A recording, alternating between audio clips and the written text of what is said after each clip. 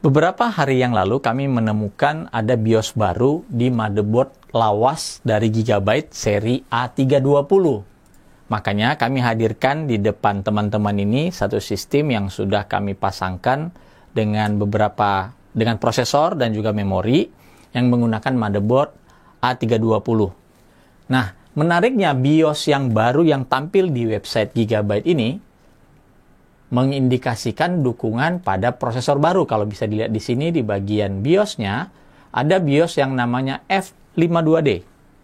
Dan di deskripsinya, update Agixa Combo V2 1.2.0.3b, dan ada add compatibility for processor support.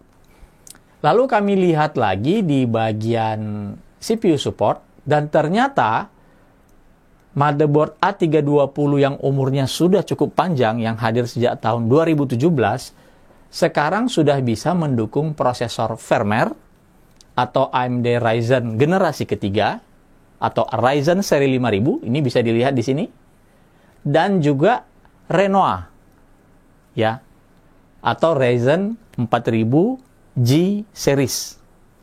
Ajaib, sebuah motherboard yang sudah lama dilupakan sebenarnya, tiba-tiba dimunculkan dukungan BIOS-nya untuk prosesor yang paling baru. Ya. Dan ini berlaku untuk semua model Gigabyte dengan AMD chipset A320M. Yang kami coba di sini adalah satu model yang unik dan pernah sangat cukup populer ketika masih hadir, yaitu Gigabyte A320M S2H V2 ini.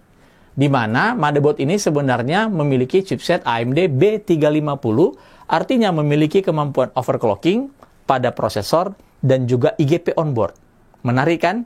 Renoir dipasang di motherboard murah meriah ini, dan apakah itu benar? Dan apakah motherboard ini mampu untuk menghandle prosesor-prosesor terbaru itu? Tonton video ini dari awal sampai selesai.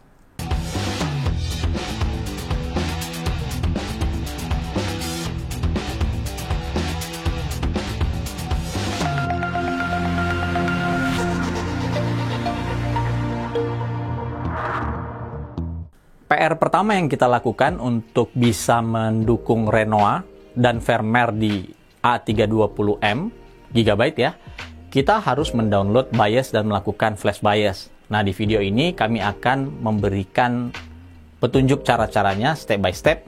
Pertama kita perhatikan dulu, kita buka websitenya Gigabyte GA A320M S2H V2. Itu adalah motherboard yang kami pakai saat ini. Lalu sebagai informasi juga versi yang lain yang tanpa V2 juga sudah mendukung BIOS yang sama. Artinya chipset yang A320 beneran pun ini sudah ada BIOS yang mendukung firmware. Ini bisa kita lihat. Dan Renoir.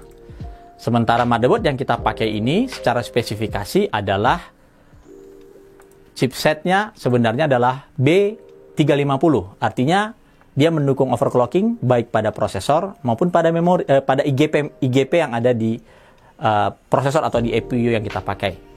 Nah, di sini jelas terlihat ya AMD B350, dan kita lihat support CPU-nya itu sudah bisa mendukung Ryzen 5000 series dan juga Ryzen 4000G atau Renoir.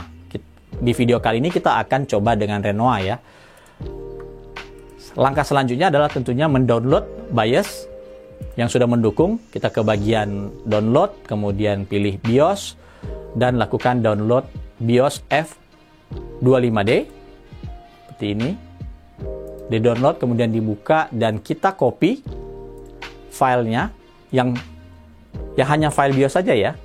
Ini kita pindahkan ke sebuah flash drive yang memiliki format 32, FAT32.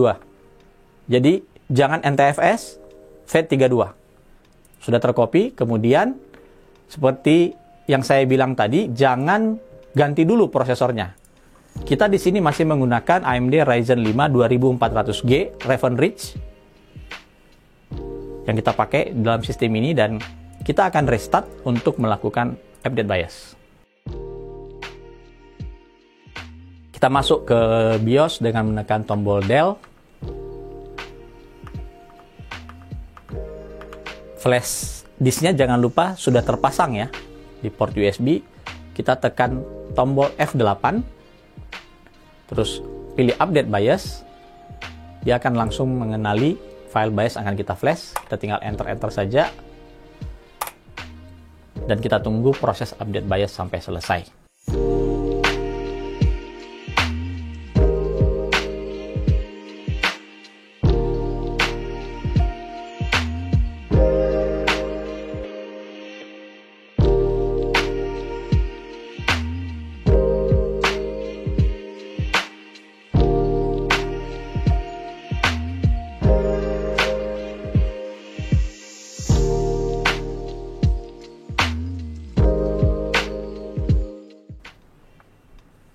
Nah, ini udah mau selesai. Ini adalah BIOS awalnya, F51. Ini BIOS yang kita flash, F52D.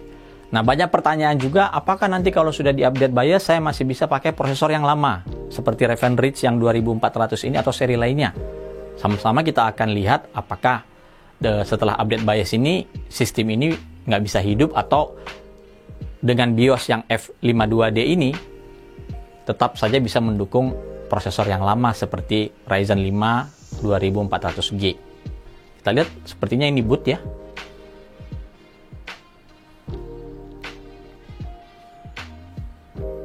Dan kita coba masuk ke BIOS, ke Windows untuk melihat apakah betul semuanya bisa berjalan dengan baik. Ya. Baik-baik saja sepertinya, jadi tidak ada lagi pertanyaan kalau nanti sudah diupdate apakah bisa mendukung prosesor saya yang lama. Bisa, tetap bisa. Kita lihat CPU Z-nya ya.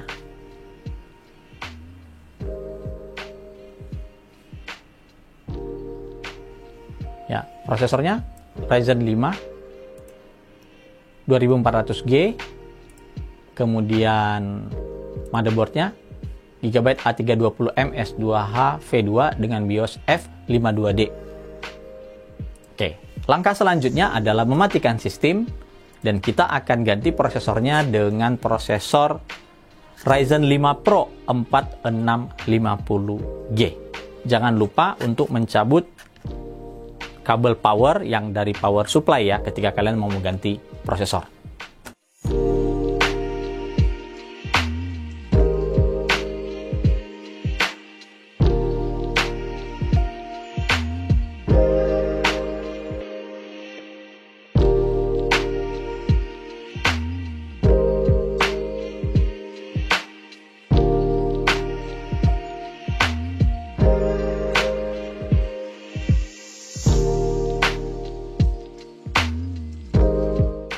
Oke, kita sudah memasang prosesor Renoir Ryzen 5 Pro 4650G. Lalu kita coba hidupkan.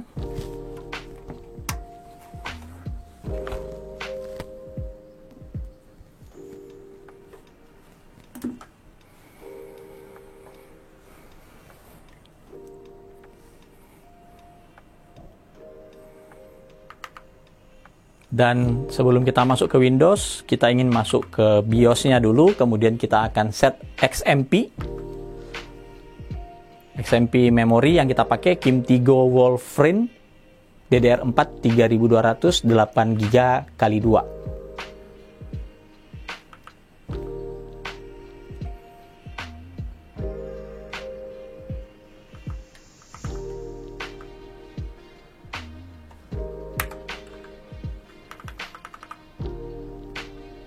Karena prosesor ini memiliki fitur security, makanya namanya Pro, dia minta di reset di bagian TPM-nya.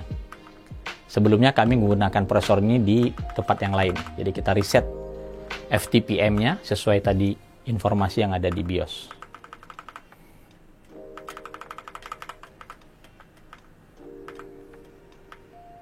Ya, bisa nyala. Kita cek.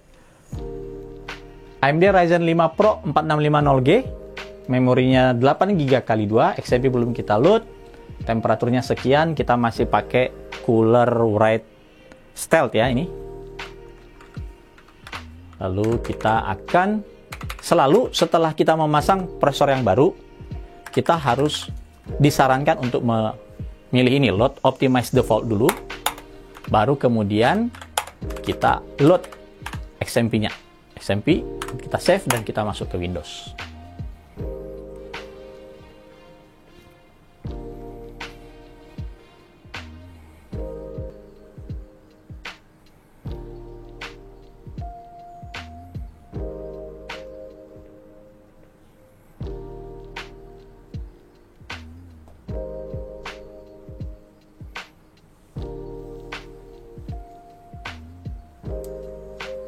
Ya, resolusi berubah karena dia baru mendeteksi kartu grafis atau APU yang berbeda. Kalau di Ryzen 5 2400G kan itu Vega 11. Kalau ini Vega 7 ya kalau nggak salah ya. Ntar saya lihat dulu. Saya juga lupa ingat nih.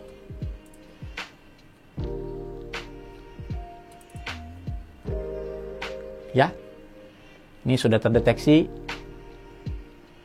Dari APU-nya, kita juga cek CPU Z.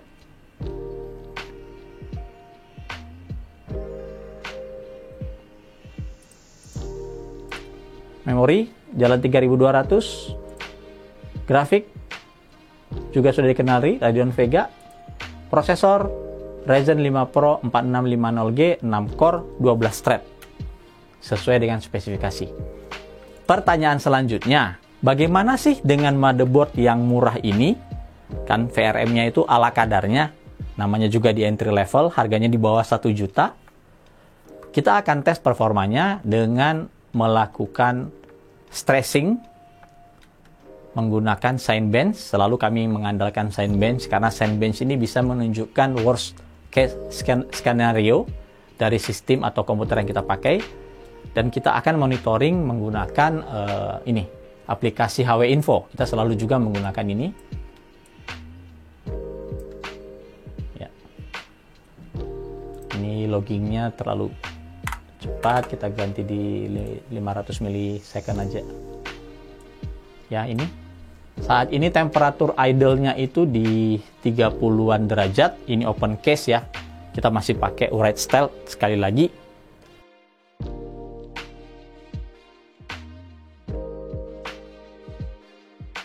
Temperaturnya, sekali lagi temperaturnya sekitar 27 derajat, maksimum di 32 derajat. Ini masih jalan default. Kita lihat VRM-nya juga masih, karena belum di load ya, dia maksimum di 30 derajat. Kemudian kita akan coba looping, supaya kita bisa lihat seberapa temperatur di VRM khususnya. Karena A320M S2HV2 ini kalau nggak salah hanya memiliki konfigurasi 3+2 saja dan masih menggunakan solusi low RDS on MOSFET di VRM-nya. Cinebench R23 mulai berjalan. VRM MOS mulai langsung naik di 45 derajat Celcius. CPU package power di 66 watt saat ini tertinggi, dan frekuensi kita bisa lihat di atas 4 GHz di Alcore. Biar lebih ini lagi, kita buka CPU Z juga untuk menunjukkan.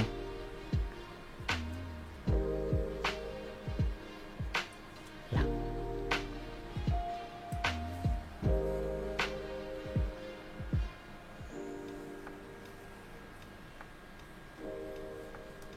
Ini 64 derajat lah ya temperatur prosesor. Lalu VRM-nya, yang paling penting ini VRM-nya sih. Ini sudah menyentuh angka 54 derajat. Masih oke, masih dalam within range, artinya masih keadaan normal. Dan sekali lagi ini adalah worst case scenario. Kalau ini digunakan untuk main game, ini jauh lebih rendah kondisinya. Di sini kita memaksa semua core thread yang dimiliki Ryzen 5 Pro 4650G ini menjalankan Cinebench R23 dan ada instruksi AVX.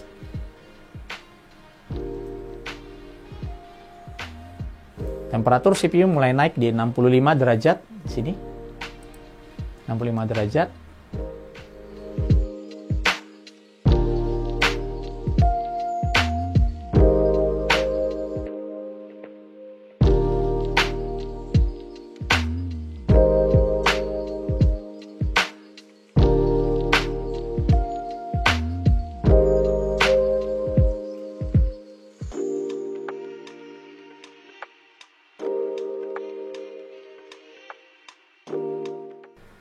65 derajat, suit prosesor, package power 66 watt, stabil di situ. Kemudian VRM sekarang sudah menyentuh angka 57 derajat Celcius. Ini masih berjalan pada kondisi default. Memori kita jalankan XMP 3200. Kita tunggu ya beberapa saat.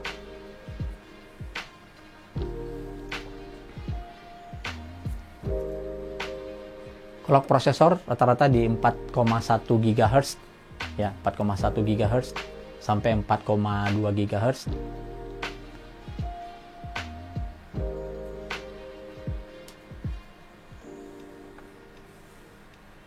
VRMOS mulai menyentuh angka 58 derajat Celcius, juga masih sangat normal.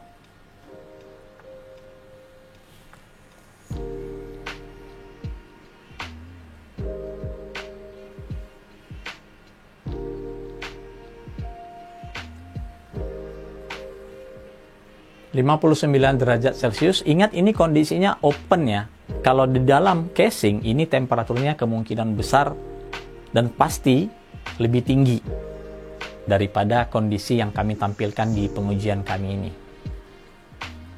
Oh ya, cek motherboardnya ya, biar nanti nggak dibilang kita mengganti motherboardnya. A320M S2H BIOS F52D.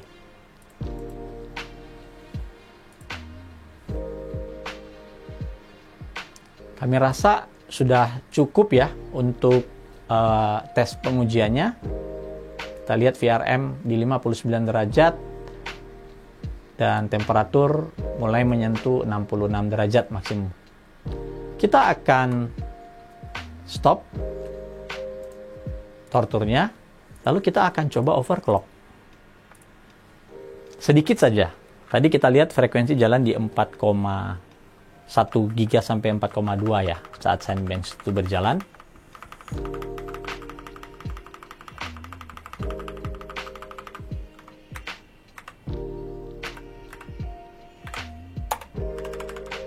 Oke, CPU clock ratio kita akan ubah ke 44. Jadi nanti berjalan di 4,4 GHz. Yang lain kita biarkan auto. Tapi kami perlu beritahukan karena dia menggunakan chipset B350, maka kita bisa melakukan overclocking pada EPU-nya. Di sini kita bisa rubah misalnya 2000 misalnya, ini bisa ya. Begitu juga merubah tegangannya. 4,4, kita biarkan yang lainnya auto. Kita set voltage. Nah, voltage ini karena dia masih menggunakan VRM yang analog, belum digital, maka kita harus merubahnya dengan menggunakan offset. Ya, dynamic V-core itu di VID di sini, jadi dia kayak plus begitu. Ya. Ini kita rubah. Kita tambahkan sedikit saja. Plus. Kita coba segini lah ya. Segini. Yang lainnya kita biarkan standar. Kalau kita boot. Ingat ini motherboard murah. Jangan ekspektasinya terlalu tinggi. Terus nanti komplainnya, itu kenapa susah sekali ya ngatur V-core-nya ya? Ya namanya kalian memiliki motherboard di entry level. Jadi harap maklum dengan fasilitas yang tidak seperti motherboard high-end lainnya. Kita cek dulu apa sudah berjalan betul. Ya, 4,4 di semua core. Ini 4,4. Kemudian kita lihat V-core-nya, karena tadi kita plus, ini justru kita seperti mempraktekkan underclock ya. Under voltage. Karena kalau tadi kalian perhatikan, voltage-nya itu bisa mencapai 1,4 saat load. Ini terus terang saya belum pernah mencoba prosesor yang ini. Saya hanya coba tebak-tebak di 4,4. Semoga dia bisa berjalan di 1,2 sekian volt. 4,4 giga. Kita coba Cinebench lagi, R23. CPU Z kita juga buka, biar jelas.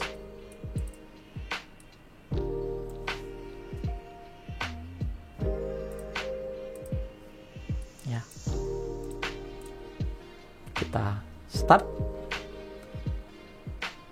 Harusnya dengan kondisi seperti ini temperaturnya akan, nah dia error. Kenapa? Karena dia kekurangan V-core. Tadi saya sudah bilang kita cuma mencoba, kita biarkan saja ini no problem.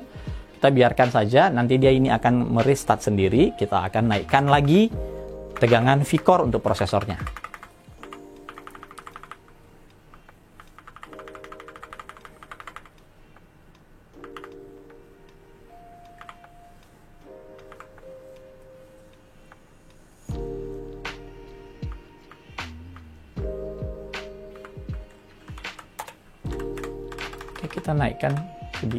Kita naikkan sekitar ini. Saya tebak-tebak aja. Nah, tebak-tebak sambil melihat berapa sih naik tegangannya.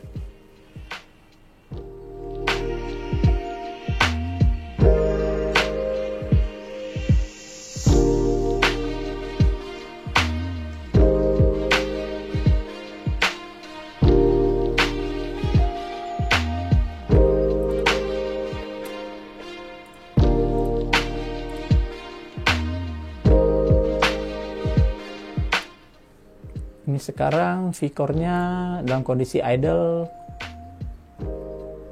sedikit naik ya. V-core.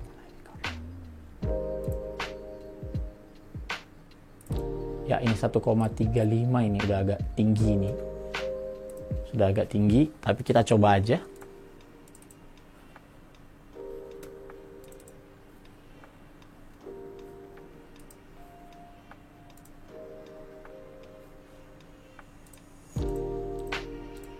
Ya, 1,35. Kita running di 4,4 GHz.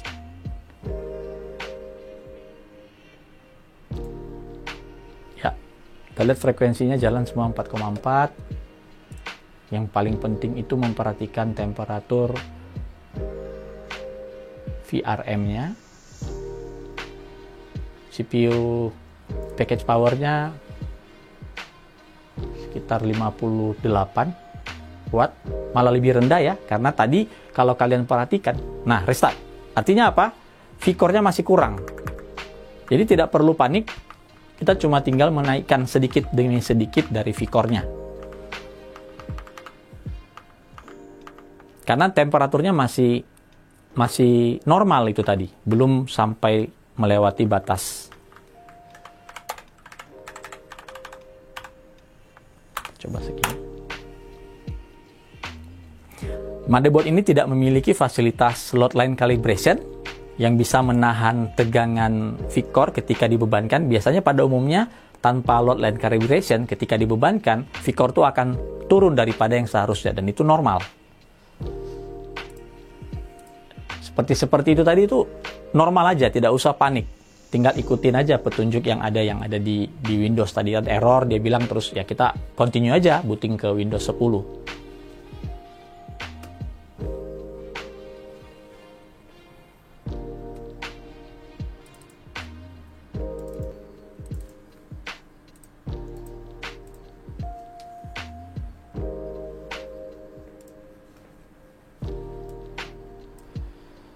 Ini 1,38. Ini sudah tinggi ini ya. Kita coba langsung running saja.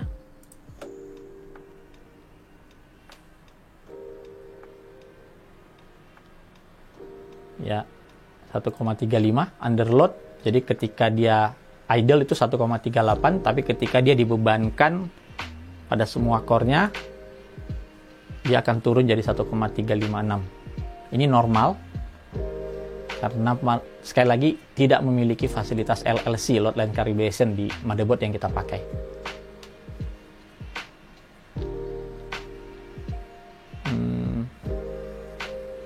VRM 52 derajat. Temperatur prosesor sekitar 61 derajat.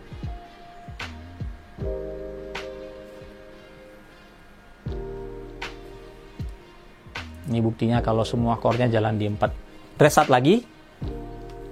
Artinya kembali kita harus membutuhkan tegangan yang lebih tinggi.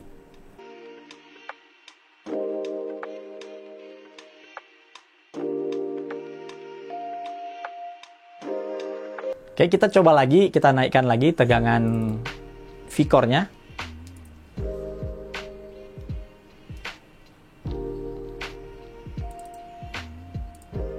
Mungkin kalau bukan Cinebench R23, ini pasti lolos saja sih. Misalnya pakai Cinebench R15 yang nggak butuh AVX, itu bisa-bisa saja sih. Langsung saja kita jalankan lagi. Nah, sekarang di idle tuh V-core-nya jadi 1,4 ya. Hampir 1,4.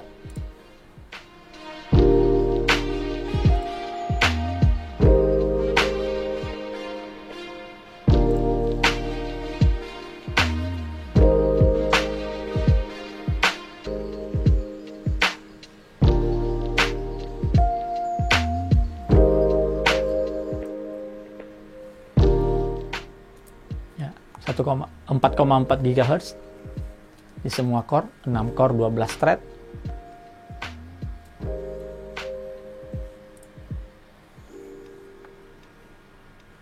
Temperatur prosesor di 64 derajat Celcius dan VRM itu 55 derajat Celcius. Ini open case dan ini akan naik cukup cepat di bagian VRM-nya. Nah, saat underload, kita lihat tegangan V-core-nya di 1,38. Tadi waktu idle, belum dibebani, dia di 1,4 atau 1,39. Saat sudah dibebani, dia turun ke 1,38.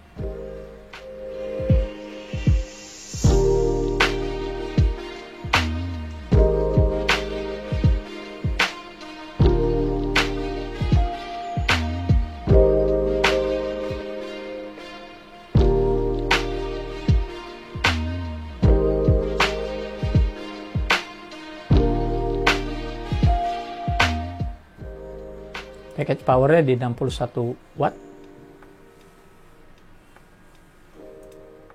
Ya. Bisa lolos, skornya 9341. Kita coba lagi.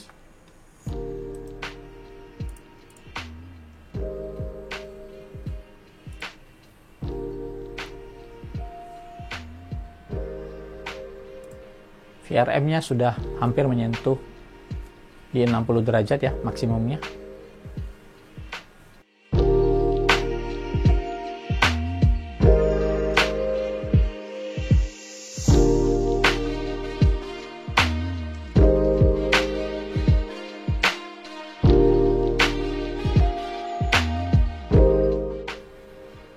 Lumayan ya, dari 4,1 GB sampai 4,2 kita bisa overclock hingga saat ini masih kelihatan cukup stabil di 4,4 GHz menggunakan motherboard di bawah 1 juta. Kalau masih kalian bisa mendapatkannya di market, karena ini edisi spesial A320M S2HV2 itu chipsetnya adalah AMD B350 bukan AMD A320. Temperatur prosesor di 66 derajat. VRM hampir 60 derajat.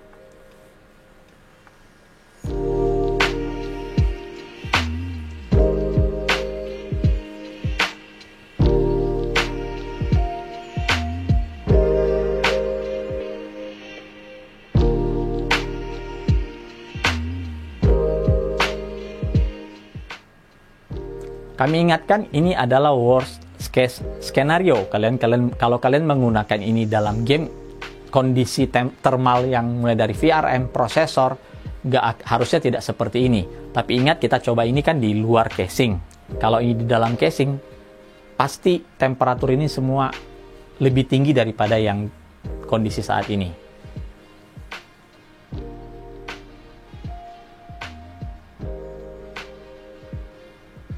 Ini sudah loop 2 kali, masih stabil. VRM ada di 60 derajat, CPU ada di 66 derajat Celcius. Pasti pertanyaannya, kok dingin banget ya? Padahal pakai cooling standarnya dari AMD, yaitu Urate Stealth. Kenapa bisa tidak menyentuh 67? Di sini kami tunjukkan temperatur ruangan kami saat ini ada di kurang dari 20 derajat Celcius. Jadi ruangan ini sekarang sedang sangat dingin-dinginnya. Biasanya ruangan ini di 22, tapi nggak tahu hari ini ketika kami mengambil video, temperaturnya itu nggak mencapai 20 derajat. Sekitar 19 derajat Celcius, 19,4 di sini di report sama termometer ruangan yang kami miliki. Jadi nggak heran temperaturnya cukup dingin. Kalau dalam casing mungkin ini sudah menyentuh 70 atau bahkan 80 derajat. Dan lagi-lagi ini kondisinya open case. Ini sudah loop ketiga juga masih stabil. Oke, kami rasa ini sudah cukup oke. Selanjutnya kita akan coba melakukan overclocking di memorinya. Ini kita stop. Penasaran aja ini untuk menghilangkan rasa penasaran. Ini anggap saja konten bonus.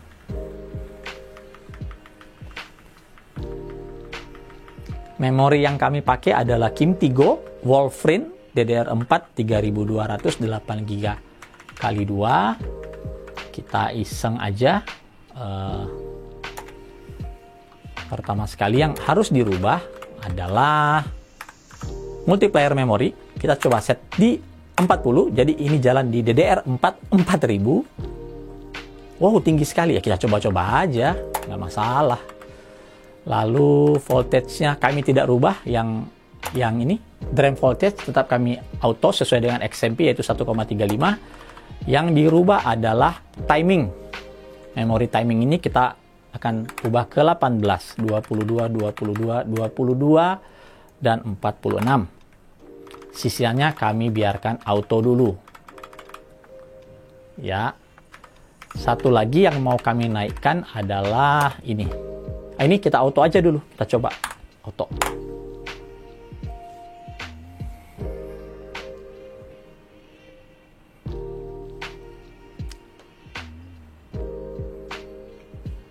Ya, boot DDR4 4000 dari DDR4 3200.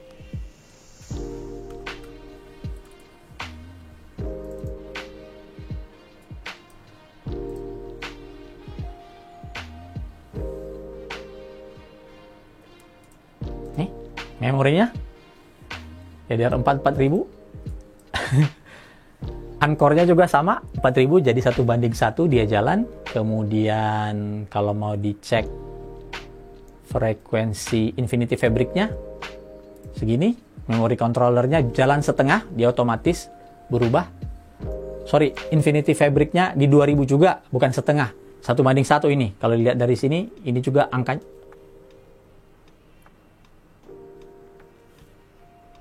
Dia restart.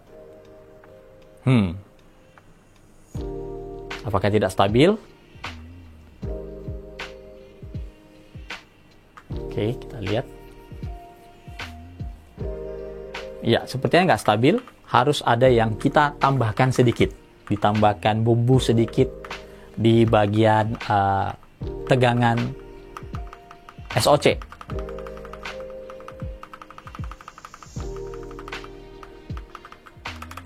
Ya, ini bagian. Coba kita naikkan tegangan drumnya dulu aja ya. Kita coba. Kalian bisa cek di sini juga sebenarnya. Ya, di sini kita lihat Vicor SOC kita itu masih di 1,1 ya. Memori kita di angka 1,35 sampai 1,38. Jadi kita akan coba naikkan sedikit dua tegangan itu. Ini 1,15. Sorry. Dia pakai ini. Offset. Tambahkan segini plus 0,1. Terus ini kita ubah jadi 1,4. 1,42 deh. Coba-coba aja. Semoga bisa lebih stabil.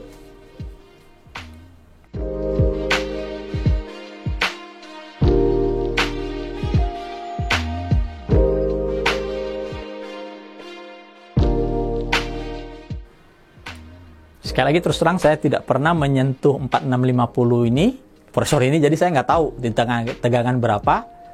Ya, kita lihat. CPU Z.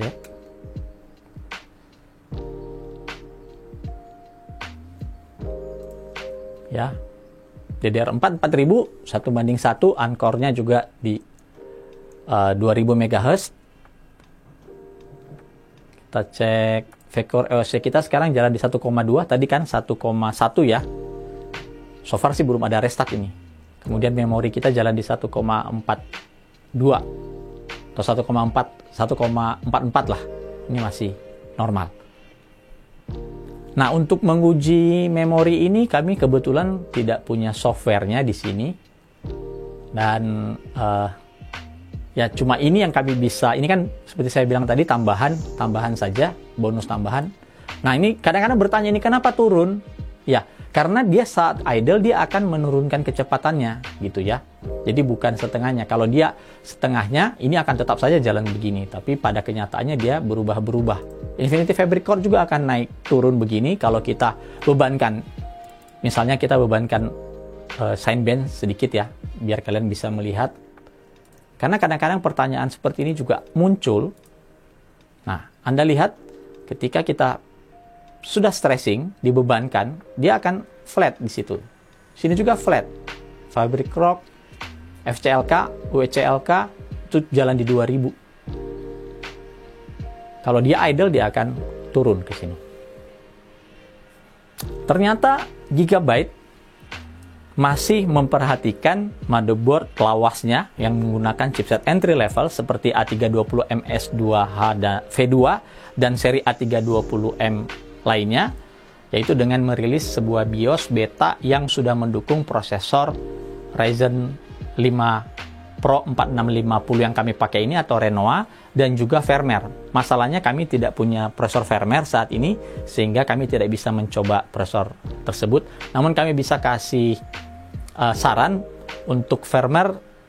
Kami rasa ini akan sangat menyiksa VRM, apalagi ketika PBO-nya diaktifkan. Jadi kalau kalian ingin tetap menggunakan motherboard ini di prosesor seperti Ryzen 5 5600X, pastikan PBO-nya itu jangan di-enable, dimatikan supaya VCore-nya itu tidak tinggi ketika load, atau dikunci pada 65 watt saja. Sebab VRM yang ada di motherboard ini rata-rata hanya bisa ideal aman untuk di 65 watt prosesor, TDP prosesor. Karena pertama dia tidak memiliki heatsink di atas VRM-nya, dan konfigurasi VRM-nya memang tidak dibuat untuk overclocking. Ini sekedar having fun saja untuk membuktikan kepada teman-teman bahwa overclocking bisa dilakukan dengan motherboard yang cukup terjangkau asal kita tetap menggunakan logika kita ketika kita menggunakan prosesor. Mengganti cooler akan menjadi sangat solusi yang baik untuk meredam temperatur, tapi kalau untuk motherboard seperti ini sangat disarankan menggunakan cooler yang top down agar bisa mendinginkan area VRM. Atau kalau itu dipasang di dalam casing, pastikan ada aliran udara yang melewati area VRM kalau kalian menggunakan heatsink prosesor yang bentuknya tower, yang bukan top down, yang push pull atau kipasnya dari samping bukan dari atas. Oke, demikian konten sederhana. Semoga ada pelajaran yang bisa diambil, dan ini kabar baik buat kalian pengguna entry level motherboard dari Gigabyte yang sampai hari ini masih menggunakan dan mungkin ingin tertarik mengupgrade prosesornya ke versi yang lebih tinggi. Mungkin saat ini menggunakannya mungkin Ryzen 1000 atau Ryzen 2000 seperti yang saya pakai tadi, atau 2400G atau Ryzen 3 2200G. Ini salah satu solusi untuk bisa menikmati prosesor modern di motherboard yang entry level yang sudah ada sejak tahun 2017. Oke, demikian konten kali ini. Sampai ketemu di konten kami selanjutnya. Jangan lupa untuk subscribe dan like konten-konten di My Club ID. Sampai jumpa dan salam sehat untuk kita semua.